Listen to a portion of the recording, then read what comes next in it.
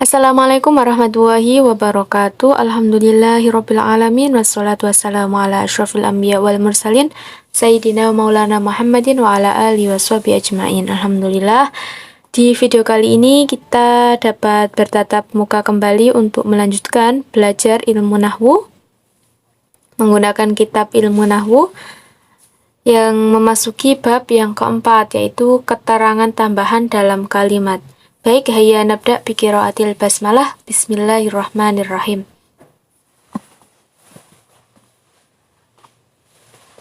Oke, kemarin kita sudah belajar mengenai kalimat inti, yaitu yang minimal tersusun dari 2 kata. Sekarang kita akan belajar mengenai keterangan tambahan dalam kalimat. Jadi dalam penggunaan kalimat sehari-hari, kita sering menggunakan keterangan tambahan. Bisa berupa keterangan tempat,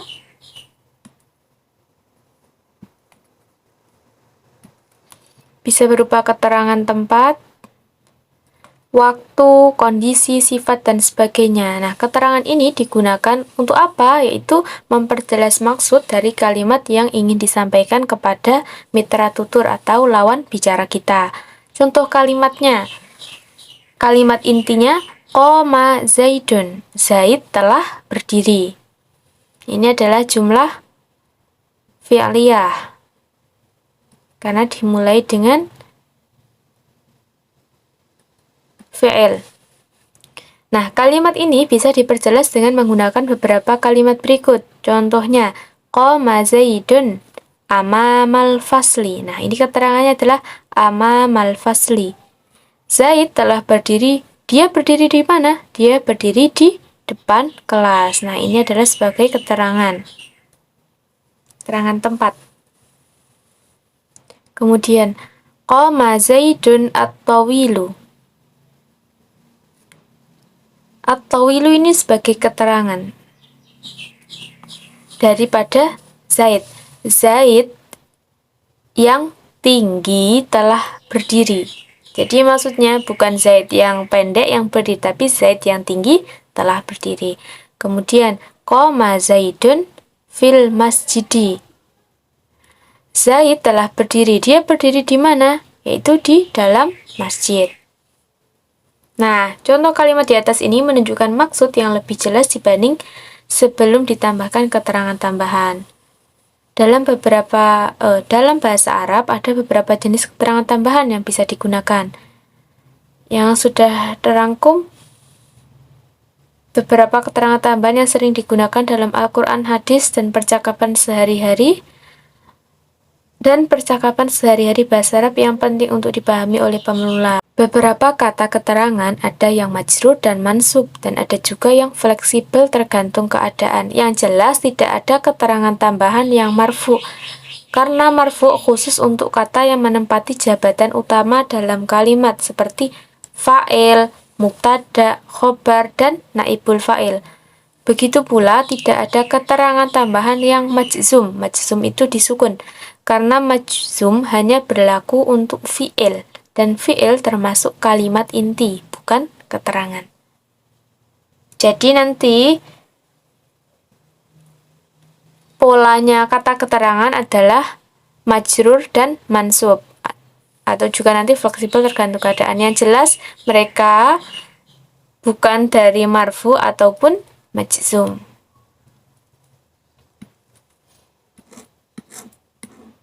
Baik, pertama kita akan membahas keterangan majrur.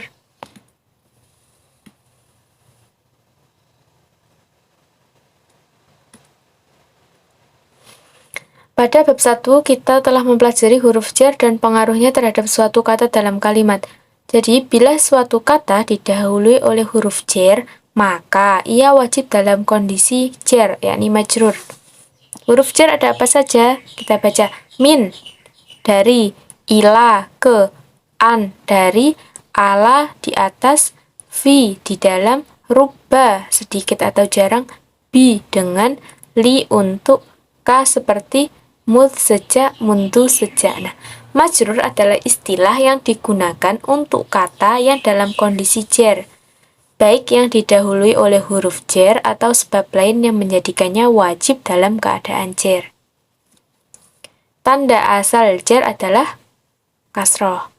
Oleh karena itu, banyak kata dalam Al-Quran yang berharokat kasroh apabila didahului oleh huruf jar, sebagaimana yang telah disebutkan contohnya pada bab 1. Akan tetapi, karena tidak semua kata mu'rob dengan harokat, mu'rob itu ada perubahan ya, dengan harokat selain kasroh, jadi selain kasroh, tanda jar adalah ya dan juga fathah. Oke, kita perhatikan tabel berikut. Jika jumlahnya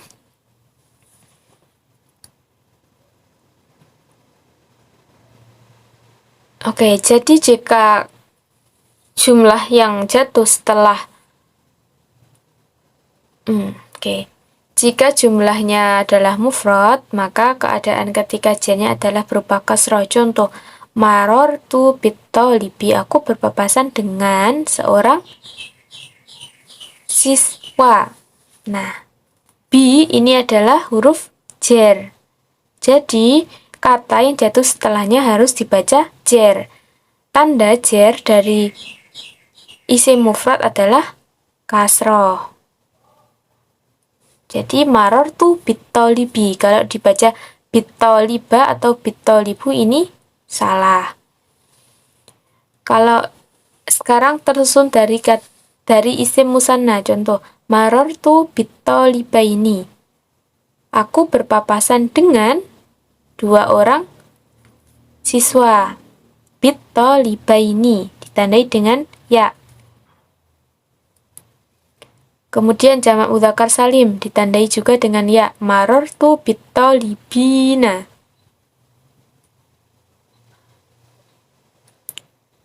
Kemudian jamak muannas salim ditandai dengan kasroh, marortu bitolibati. Kalau jamak taksir, marortu birrijali ditandai dengan kasroh. Untuk isim ghairu munsharif ditandai dengan fathah. Isim ghairu munsharif adalah isim yang tidak bisa menerima tanwin dan harokat kasroh. Jadi ketika dalam bentuk jar maka ditandai dengan fathah. Contoh, marortu bi ahmada. Jadi jarnya dengan fathah. Jadi nggak boleh jika bilangnya marortu bi ahmadi. Kalau di kasroh seperti ini adalah salah. Kemudian jika jumlahnya adalah isim yang 5, maka ketika jarnya ditandai dengan ya. Contoh, marortu bi abika. Aku berpapasan dengan ayahmu. Ditandai dengan ya.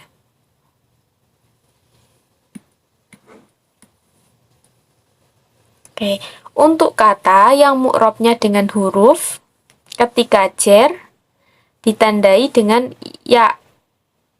Seperti musanna aini dan jamak mudzakkar salim ina. Adapun untuk yang mu'rabnya dengan harokat, yaitu isim mufrad, jamak taksir, jamak muannas salim, semua berharokat kasroh, kecuali jika dia isim ghairu munsharif, yang mana ketika jar, isim ghairu munsharif itu berharokat fathah.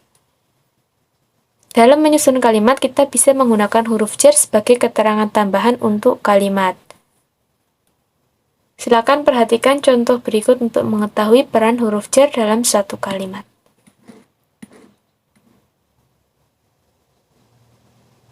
Oke, kita baca. Yang pertama, bilangan majrur mufrad Khadijatu jamilatun kal badri. Khadijah itu cantik bagaikan purnama. Khadijah sebagai mubtada, jamilatun sebagai khobar, kal badri sebagai keterangan, bagaikan purnama. Mufrad, maka ditandai dengan kasroh. Dhahabtu ilal maktabi. Dhahabtu ini susunan fi'il fa'il. Dhahabtu, saya pergi. Yang pergi siapa? Saya. Ilal maktabi, kemana? Ke perpustakaan, ini sebagai keterangan. Ilal maktabi, ila huruf jar, al maktabi harus dibaca majrur. Tanda jarnya dengan kasroh. Yang kedua, bentuk musanna. Hamidun mudarrisun fil madrasataini. Hamidun sebagai mubtada, Hamid mudarrisun sebagai khobar adalah seorang guru fil madrasataini. Keterangannya di dua sekolah. Musanna ditandai dengan ya. Fil madrasataini. Aini. Kemudian contoh lain. Sami'at Fatimatu al-khobaro anis sodiqoini. Sami'at, mendengar. Siapa yang mendengar? Fatimah. Fatimah menjadi fa'il. Al-khobaro menjadi maf'ul bih atau objek. Fatimah mendengar kabar, dia mendengar kabar dari siapa? Anis sodiqoini, dari dua orang yang jujur. Nah, karena musanna maka ditandai dengan ya keterangannya. Sekarang jamak mudzakkar salim. As-saumu. Puasa adalah junnatun. Perisai lisoimina, bagi orang-orang yang berpuasa. Jamak mudzakkar salim ditandai dengan ya. Jirnya ditandai dengan ya. Kemudian tobakhat al-ummu. Tobakhat ini fi'il, fa'ilnya adalah al-ummu. Tobahat memasak, siapa yang memasak? Ibu. Ar-ruza sebagai maf'ul bih, objek.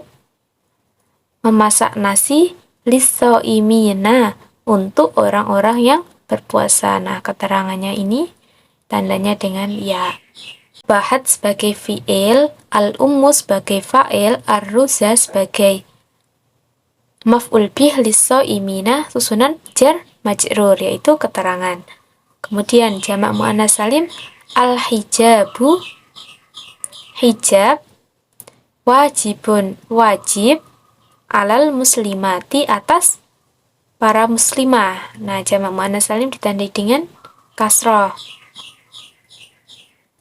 Al-hijabu sebagai mubtada, wajibun sebagai khobar, susunan alal muslimati jar majrur sebagai keterangan. Kemudian jamak muannats salim, contoh yang lain, marartu bitolibati. Marartu ini sudah menjadi susunan fi'il fa'il. Aku berpapasan dengan siapa berpapasan? Bitolibati, dengan siswi-siswi. Tandai, maaf ini tadi ditandai dengan kasroh. Tolibati juga ditandai dengan kasroh. Kemudian jamak taksir. Yab'hatsu al-qaidu an lirrijali. Panglima sedang mencari para laki-laki. Yab'hatsu fi'il, al-qaidu sebagai fa'il, anir rijali sebagai keterangan, yaitu mencari para laki-laki.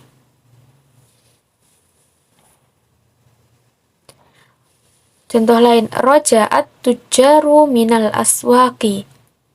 Roja'a, pulang, siapa yang pulang? At-tujaru, para pedagang. Menjadi fa'il, minal aswaki, keterangan yang dibaca jar majrur, minal aswaki, min dari al-aswaki, pasar-pasar. Karena jamak taksir maka ditandai dengan kasroh. Kemudian isim ghairu munsharif, dhahaba al-hujjaju ila Makkah. Dhahaba, berangkat atau pergi, siapa yang pergi? Al-hujjaju sebagai fa'il, ila Makkah, ke Mekah, keterangan.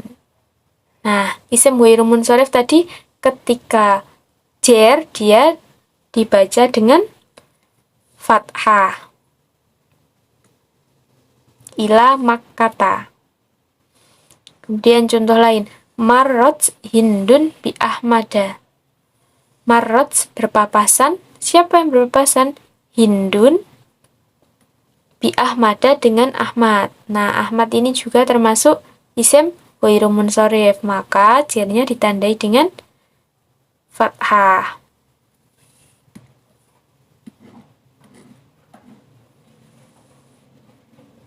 Oke, contoh yang ada dalam Al-Quran dan hadis. Kita baca alladzi at'amahum min ju'i wa amanahum min khauf. Nah, di sini ada yang pertama kata min ju'in.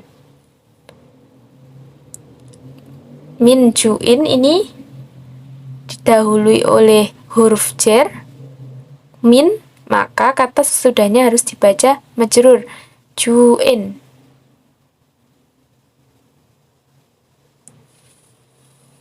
Kemudian min khaufin.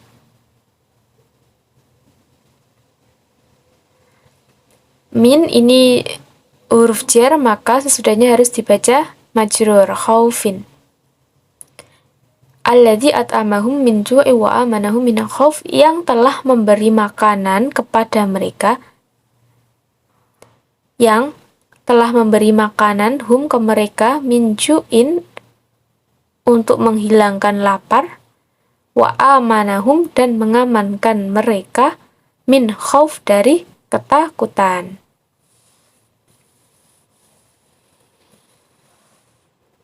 Tarmihim bihijaratim min sijil, yang melempari mereka dengan batu.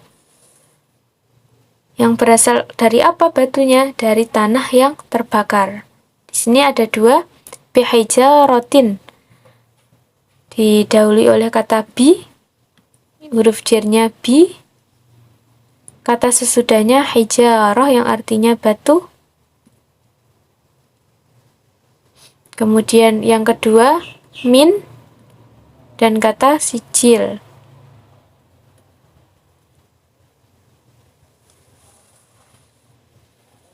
Contoh berikutnya, yauma yafirrul mar'u min akhih. Pada hari ketika manusia lari dari saudaranya. Huruf jar min akhihi ini adalah asmaul khamsah, akhun, maka ketika dia majrur ditandai dengan ya akhihi. Ini ditandai dengan kasrah, juga kasrah.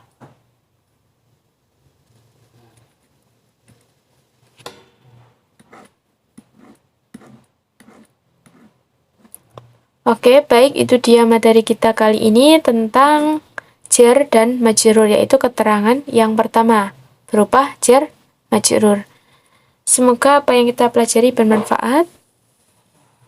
Wabillahi taufiq wal hidayah wa ridha wal inayah. Wassalamualaikum warahmatullahi wabarakatuh.